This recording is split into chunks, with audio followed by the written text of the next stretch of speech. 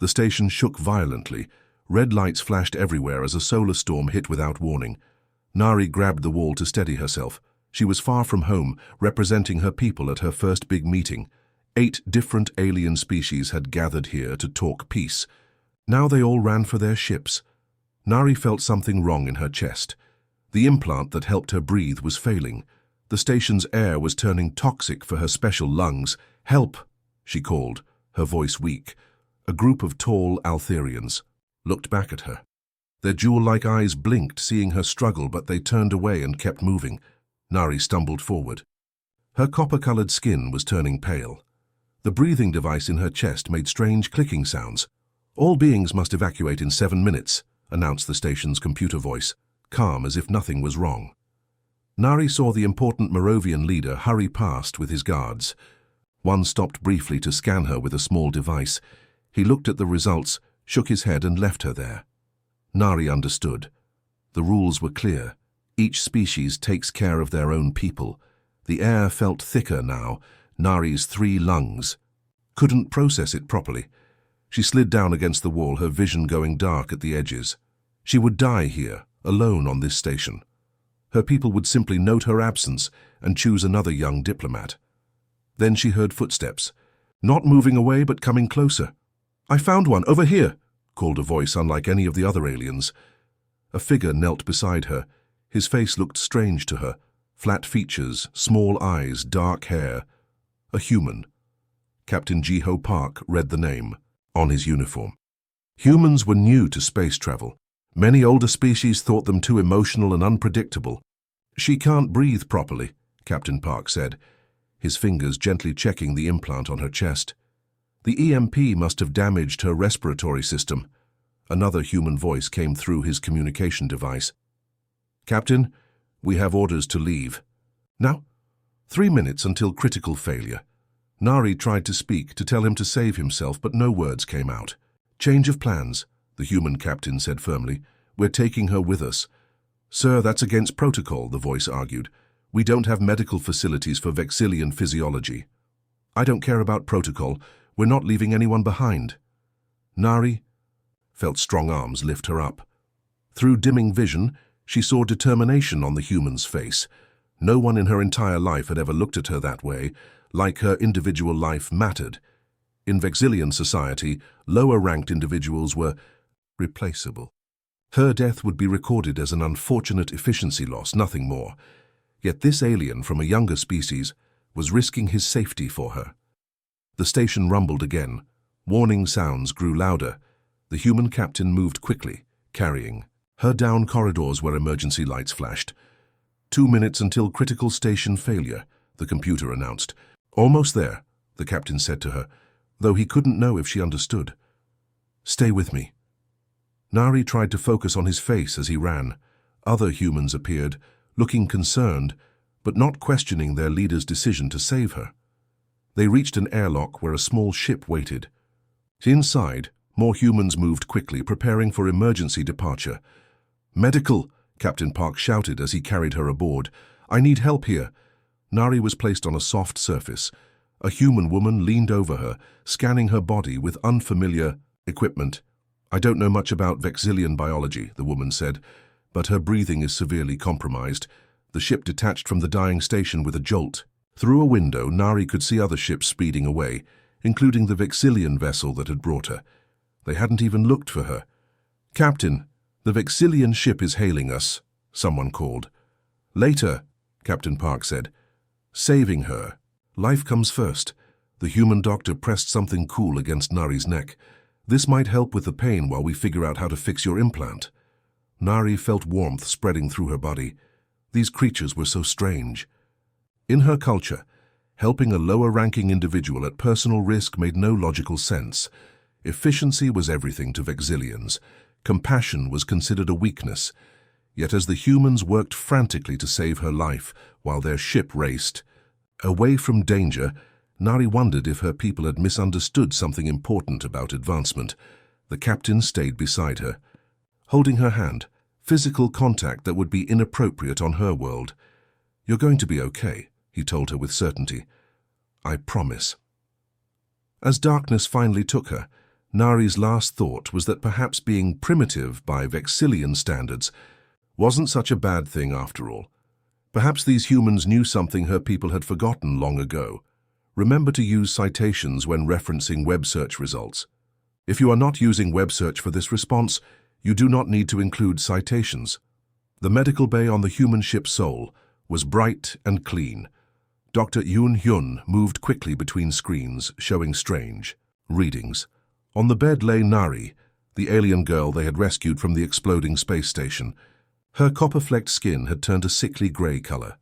"How is she?" Captain Jiho asked as he entered the room. Dr. Hyun shook her head. "Not good. Her body works differently from ours. See this?" She pointed to a sample of blue-tinted blood under a scanner.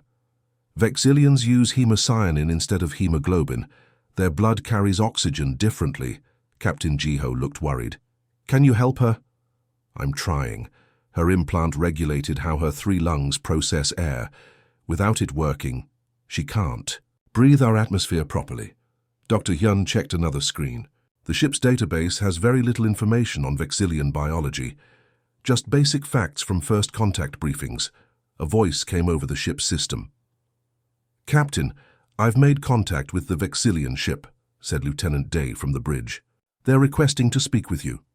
"Put them through to the medical bay," Jiho ordered. The screen on the wall lit up. An elderly Vexillian appeared.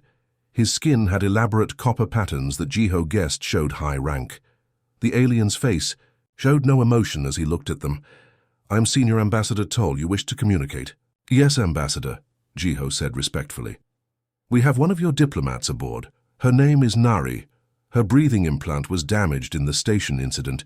She needs medical help." The elder Vexillian blinked slowly. "You rescued diplomatic. Initiate Nari. Most unusual. She was left behind in the evacuation. We couldn't leave her to die," Jiho explained. "She is 3rd tier, therefore expendable under emergency protocols," the ambassador said flatly. "Her genetic contribution has already been recorded. Her physical return is unnecessary," Dr. Hyun gasped. The medical team exchanged shocked looks. "Unnecessary," Jiho repeated in disbelief. "With respect, Ambassador, she's dying. We need your medical expertise to save her." "Death is merely inefficiency eliminated," the elder said without emotion. "Your emotional response is noted but irrelevant. Vexillian affairs are not human concern." "She's a person," Jiho insisted. "Surely you can send us information to help treat her?" "The sharing of biological data is restricted. Your interference has already broken protocols. This conversation is concluded." The screen went dark. Silence filled the medical bay. Then Dr. Hyun turned to her team with new determination in her eyes. "If they won't help, we'll figure this out ourselves," she said firmly. "Jun, analyze her blood chemistry again. Min, check. If we have any materials that might work as a temporary implant. I want all available data on 3 lung respiratory systems." The team moved with renewed purpose. Captain Jiho watched them work, amazed by their dedication to saving an alien there. "Own kind had abandoned." "Captain," Dr. Hyun said quietly, "I should inform you that attempting treatment without proper knowledge could be dangerous, for her and possibly for us.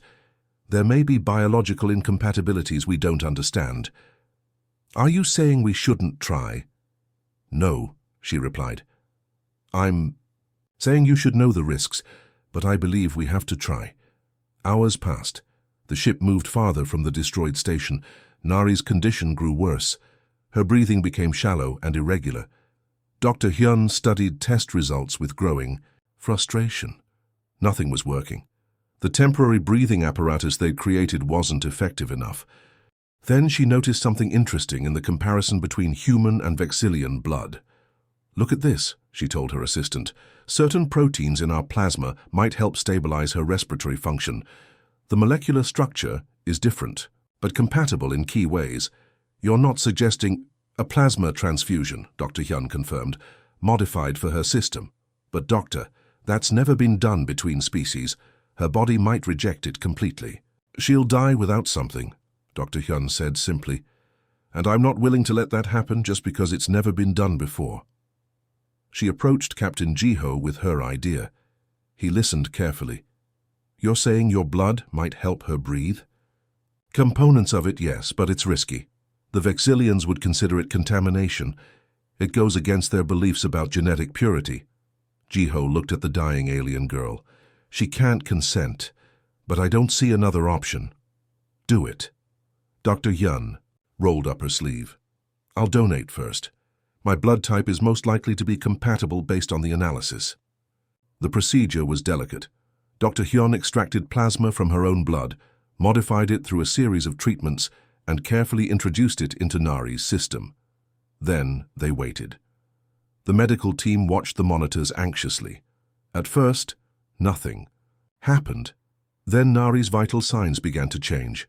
Her oxygen levels slowly improved. It's working, Dr. Hyun whispered, hardly believing it. An hour later, Nari's color began to return. The copper flecks in her skin regained some of their shine. Her breathing steadied. By the time Captain Jiho returned to check on her, Nari had stabilized. She wasn't conscious yet, but she was alive. You did it, he told Dr. Hyun, who looked exhausted but happy. We did something that's never been done before, she corrected him. Cross-species medicine without a manual. She smiled tiredly. The Vexillian medical community would probably be horrified. But she's alive, Jiho said. Yes, Dr. Hyun agreed. Sometimes breaking the rules is the right thing to do. Neither of them realized that this medical breakthrough would soon have consequences far beyond saving one alien girl's life. Nari opened her eyes slowly. A steady beeping sound came from machines nearby. She was in a small room with bright lights. It took her a moment to remember what had happened. The station, her failing implant, the humans who had saved her. She touched her chest where her breathing device had malfunctioned. Now a different apparatus was attached there. It wasn't Vexillian technology, but it worked. She could breathe. You're awake, said a voice. Dr. Hyun entered the room, smiling. How do you feel? Nari tried to speak. Her voice was raspy but clear. I am functioning. Did you repair my implant? Not exactly. We created something new. Dr. Hyun checked the screens beside Nari's bed. Your body accepted the treatment better than we hoped. Before Nari could ask more questions, Captain Jiho entered, looking tired. He spoke quietly to Dr. Hyun, but Nari's sensitive hearing caught their words. The situation is getting worse, he said. The Galactic Concord has called an emergency meeting about us. Because we saved her, Dr. Hyun sounded angry. Apparently we broke about 6 different space laws. The captain sighed. The Altherians are leading the charges against us. Nari remembered the Altherians, the tall aliens with jewel-like eyes who had seen her distress but walked away. On the main communication screen near her bed, Nari could see an Altherian representative speaking. The humans have violated the Paul non-interference doctrine. Biological contamination of another species constitutes a Class 1 diplomatic offense. Contamination? Dr. Hyun muttered. We saved her life. Another alien, a Moravian ambassador, spoke next. Humans have once again demonstrated their primitive emotional reactions override logical protocols.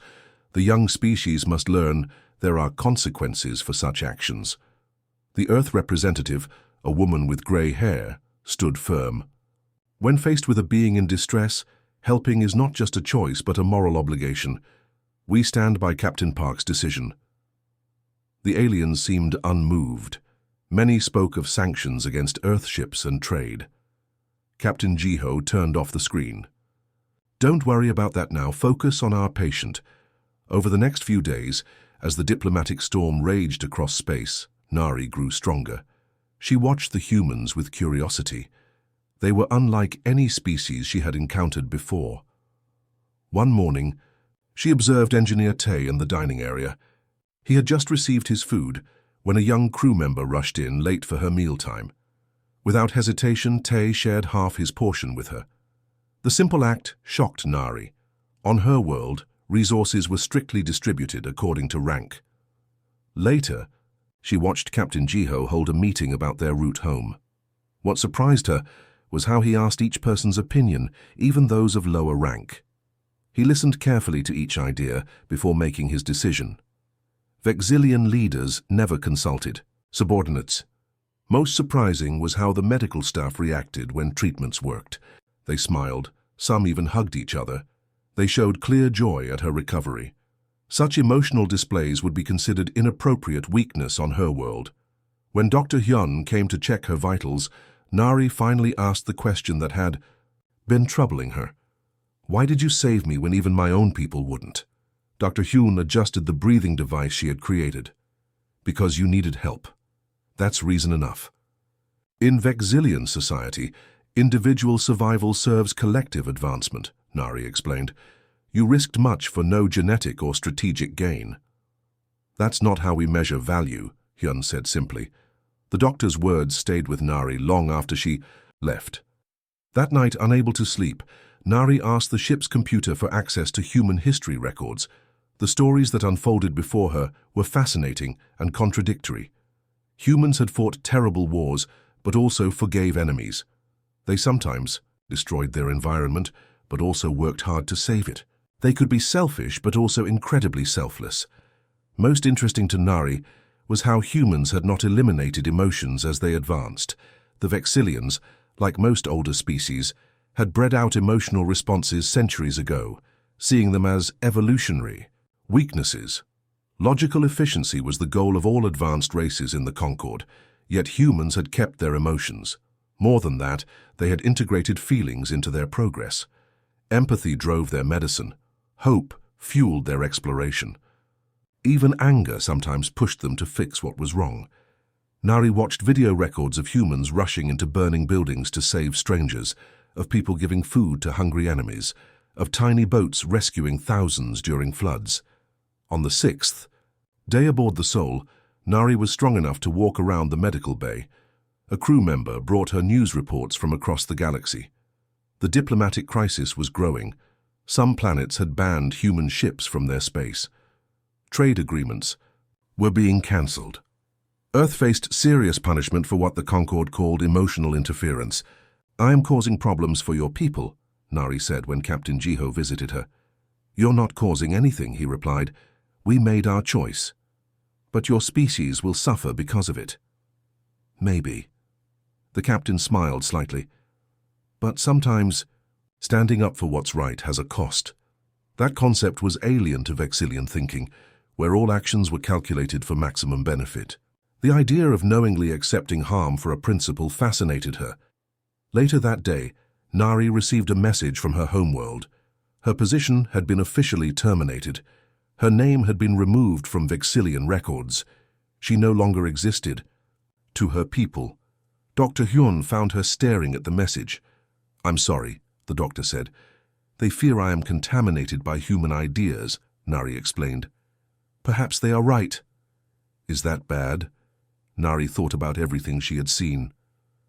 "I'm not sure anymore." As Earth faced isolation from the galactic community for their choice to save one alien life, Nari began to wonder if the humans' emotional approach to the universe wasn't a weakness after all.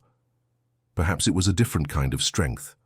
One, the logical species of the Concord had forgotten long ago. The alarm sounded throughout the Soul, making everyone jump. Red lights flashed on the bridge.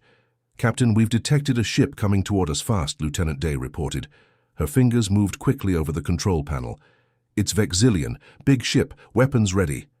Captain Jiho's face grew serious. "Show me." On the main screen, they saw a large, sleek vessel. It was at least 3 times the size of their own ship. Its design was elegant, but threatening. "They're calling us," Lieutenant Day said. "Put them on screen." The image changed to show a Vexillian commander. His copper markings were sharp and angular, covering most of his face. Unlike the elder ambassador they had spoken with before, this Vexillian wore a military uniform. His eyes were cold. "Human vessel," he said without greeting. "You have interfered in Vexillian affairs by taking possession of third-tier diplomat. Nari, prepare to be boarded. The contaminated subject must be neutralized to preserve cultural purity." "Neutralized?" Captain Jiho repeated. "Commander, we saved her life. She's not a threat to anyone. Her existence after human biological contamination violates our highest laws. Step aside or be destroyed." The screen went black. The bridge was silent for a moment. They're going to kill her, Dr. Hyun whispered. She had come to the bridge when the alarm sounded. Not if I can help it, Captain Jiho said firmly. He turned to his crew. I need options. We can't outrun them, Engineer Tay said, checking the ship's systems. Their drive is superior. They'll catch us before we reach the jump point. And we can't outfight them, added Security Chief Min. Their weapons would cut through our shields in seconds. The situation looked hopeless. The crew exchanged worried glances. Then a new voice spoke up. I may have information that could help. They all turned to see Nari standing in the doorway. She had left the medical bay without permission, leaning on the wall for support. Dr. Hyun rushed to help her. Fu shouldn't be up, the doctor said. This is more important, Nari insisted. She looked at Captain Jiho. Vexillian enforcement vessels have a sensory blind spot when processing multiple small, fast-moving objects. Their targeting systems prioritize by mass. Captain Jiho's eyes lit up. The maintenance drones. Engineer Tay understood immediately. Our repair drones, we have 23 of them. Small, fast, and we can reprogram them. Do it, Captain Jiho ordered. Lieutenant Day, plot a course for that asteroid field. Security Chief Min, prepare defensive measures, but don't power weapons yet. I don't want to provoke them. What are you planning? Nari asked as the crew rushed to follow orders. A little human improvisation, the captain replied with a small smile. The next hour was a blur of activity. Engineer Tay and his team reprogrammed the maintenance drones, small robots normally used for ship repairs. They worked quickly, aware that the Vexillian ship was getting closer every minute. They're charging weapons, Lieutenant Day reported. Launch the drones, Captain Jiho ordered. 23 small drones shot out from the Sol. They moved in a complex pattern, creating confusion on the Vexillian sensors. The enemy ship fired, but hit only empty space as the drones drew their attention. Head for the asteroid field, Captain Jiho commanded. The Sol turned sharply, speeding toward a dense cluster of floating rocks. The Vexillian ship followed, but its weapons couldn't lock onto the smaller vessel amidst the drone swarm. Nari watched in amazement. A Vexillian commander would never have thought of such a tactic. It was too creative, too improvised. Vexillian military strategy was always by the book, following logical patterns established over centuries. They're still coming, Lieutenant Day warned as they entered the asteroid field. Good, Captain Jiho said, surprising everyone. Tay, are you ready with Phase 2? Ready, Captain. Instead of flying straight through the asteroid field to escape, Captain Jiho did something unexpected. He turned the ship around to face their pursuers. What are you doing? Nari gasped. Something illogical, he replied. The Sol darted between asteroids using the rocks as cover. The Vexillian ship, larger and less maneuverable, struggled to follow. Its commander, trained in conventional tactics, expected the humans to flee, not turn and fight. When the Vexillian ship passed a particularly large asteroid, Captain Jiho gave the order, now! Engineer Tay pressed a button. The drones, which had attached themselves to the asteroid, detonated small charges. The explosion wasn't big enough to damage the Vexillian ship, but it broke the asteroid into pieces that tumbled toward the enemy. Vessel! Direct hit, Lieutenant Day reported. Their engine section is damaged. On screen they could see the Vexillian ship spinning, its propulsion system failing. They're sitting ducks, Security Chief Min said. We could finish them now. Everyone looked at Captain Jiho. A clean shot would eliminate the threat permanently. Vexillian protocol would demand it. No, he said firmly. Set course for Earth, maximum speed. As the Sol prepared to jump to faster-than-light travel, Nari stood beside Captain Jiho, watching the disabled Vexillian ship grow smaller on the screen. You showed mercy, she observed. They would not have done the same. That's precisely why we had to, Jiho responded. We don't abandon our principles when they're inconvenient. That's what makes them principles. The Sol jumped to FTL, leaving the Vexillian hunters behind. They were alive but stranded, waiting for help to arrive. I don't understand, Nari said later when they were safely away. Mercy to an enemy is inefficient. It creates risk. Maybe, Captain Jiho agreed, but it also creates possibility. What possibility? That they might learn something from us, just as we learn from others. He looked at her kindly. The universe is full of different ways to live. Sometimes the best way forward isn't the most logical or efficient path. Sometimes it's the one that leaves room for change. Nari thought about this as she looked out at the stars streaking past. For the first time in her life, she wondered if there was more to existence than efficiency and logic. Perhaps these emotional, unpredictable humans had something valuable to teach the older species after all. The great meeting hall on Earth was filled with beings from many worlds. Some had scales, others had tentacles. Some floated in special tanks, others wore protective suits to breathe Earth air. They all came for this special day. Nari stood at the speaker's platform, looking out at the crowd. Her copper-flecked skin gleamed under the lights. She wore a new breathing device on her chest, smaller and better than her old Vexillian implant. Human doctors had made it just for her. 1 year had passed since the soul had brought her to Earth. So much had changed in that time.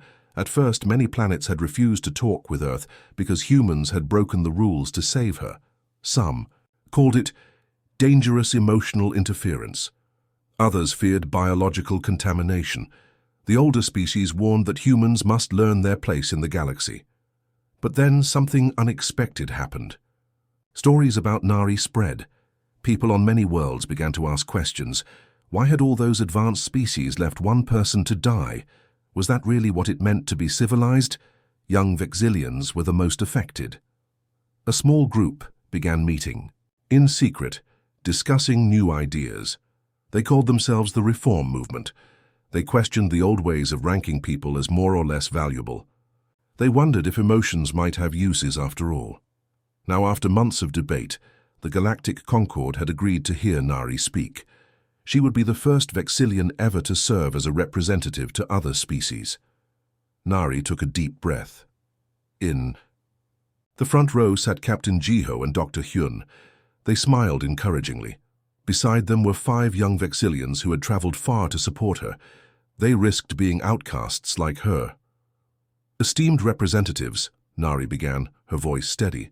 I stand before you today because humans taught me that advancement isn't measured by technology or age, but by compassion. The hall was completely silent. 1 year ago, I was left behind on a failing station. 8 advanced species saw me struggling. To breathe, they all walked away. She paused, letting this sink in. Except the humans. Some delegates shifted uncomfortably in their seats. Captain Park carried me to safety when my own people didn't look back. Dr. Hyun used her own blood to save me when Vexillian leaders said I was unnecessary. The crew of the Soul protected me when my people sent ships to destroy me. Nari gestured toward Earth's delegation. Humans are young in space travel. Their technology is not the most advanced, but they have something many older species have forgotten. They have humanity. She explained the word carefully. Humanity means seeing value in all life, not just your own kind. It means helping others even when it's hard or dangerous. It means doing what is right, not just what is logical. Some of the older species representatives looked annoyed, but others listened closely. For centuries, the Concord has measured advancement by age, technology, and orderly behavior. But what if we've been using the wrong measure? What if compassion is the true mark of an advanced species? Nari told them about her year on Earth, how she had witnessed humans helping each other across differences, how they argued and sometimes fought, but also forgave, how they made mistakes, but tried to learn from them. My own people called me contaminated for accepting human help, she said. They tried to erase me, but now even on Vexilia things are changing. She nodded to the small group of young Vexillians. A new generation is asking why we eliminated emotions that served us well for thousands of years. They wonder if perfect logic without compassion has made us less, not more. An older Altherian delegate stood up. These ideas threaten the order we have maintained for centuries. Perhaps some order needs to be questioned, Nari replied calmly. In the year since my rescue, 3 younger species have already begun changing. Their non-interference rules. They now stop to help ships in distress, even those from other worlds. This was true. The Centauri, the Proxians, and the Tau had all changed their space rescue protocols to be more like Earth's. Trade with Earth has grown 4 times larger, Nari continued, and 5 Concord worlds are now studying human medicine, which you once called primitive. She looked around the room at all the different beings. The universe is changing, not through war, not through new technology, but through one simple thing, an act of kindness that is spreading like ripples in water. When she finished speaking, the hall was quiet. Then Captain Jiho began to clap. Dr. Hyun joined in. Soon many delegates were applauding, not the traditional response at Concord meetings. Later at the reception, beings from many worlds wanted to talk with Nari. Some were angry, but more were curious. "Will your people accept you back now?" Dr. Hyun asked as they found a quiet corner. "No," Nari said, "but that doesn't matter anymore. I've found a new path." She looked across the room where Captain Jiho was talking with a group of younger species representatives. They were planning new joint missions. The galaxy was opening up in ways no one had expected. "When you saved me, you didn't just change my life," Nari told Dr. Hyun. "You started something bigger. You showed everyone a different way to be advanced." Outside the windows of the Great Hall, Earth's sun was setting. Stars began to appear in the sky, thousands of worlds with billions of beings. For centuries they had lived by cold rules of non-interference. Now a warmer idea was spreading among them. It had all started with one simple choice, the choice not to walk away from someone in need. The end